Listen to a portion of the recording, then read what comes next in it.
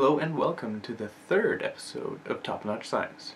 I'm your host Joe Blazak, and today we're going to talk to you about something from a group of researchers over at MIT. Now they've found a way to basically process signals much faster than people are doing today. Now this discovery is kind of a big deal, and that's pretty much because the signals are used everywhere, and if you can do it faster, that's a big improvement. Now, common uses for signals are basically anything like surfing the internet, watching videos, and listening to music. All kinds of music, videos, that all uses signals. Now any sort of natural signal is actually a whole collection of little tiny signals, and each of these little signals has a sort of corresponding function to it. But when you look at them, they're all sort of jumbled up together. And when you try and use math on those things, it's not that easy to do. Alright, so let's pretend that all of the tools, math tools that you have so far are basically like a hammer. And you look at this problem and you try and attack it with a hammer, and it doesn't really work. It's got this weird shape. I mean, for really simple signals, it works. You know, it's like really just one kind of nail. But again, if you look at these complex, naturally occurring signals, they're really complicated, and you can't use the hammer on it.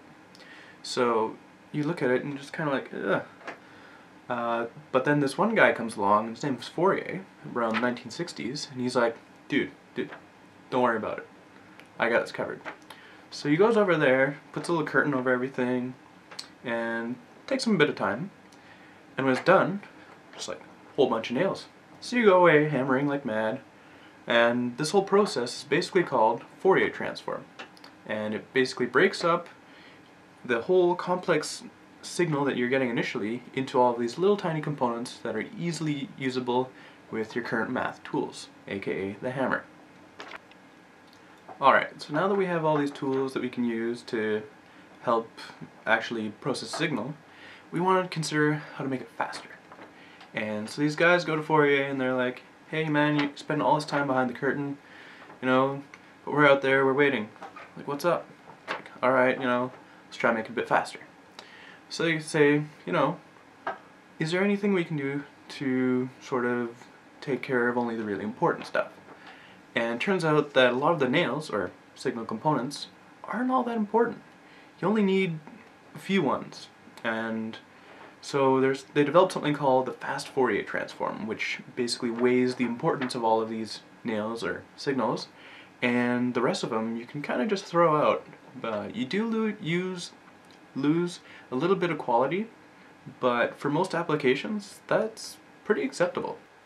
So that's pretty much been the case for many years now.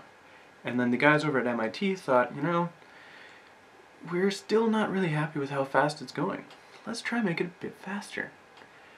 And so what they did is they thought, maybe if we can figure out which nails are important faster, we can make the whole process faster. And that's basically what they did. By trying to figure out which signal components are the more important ones in a faster way, they've managed to increase the speed of a lot of the actual applications for it for up to 10 times, which is huge. So what does all this really mean for you? As we said in the beginning of the show, signals are processed everywhere. Everywhere. Again, cell phones, one of the main uses. Anytime they're transferring data, say you want to do like a live video show like this, and transfer that to someone, maybe in real time, all of that data has to be processed because it's a signal. Now, anytime they send it out, they compress it.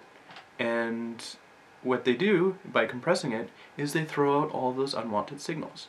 If your computer or cell phone can do this much faster, it saves battery life. And because they're throwing out all the unwanted signals, it saves your data bandwidth, so they have to transfer less signals. And basically that's a lot of savings for both the cell phone companies and for you. That basically concludes today's episode, and you can expect to see another episode here on Friday.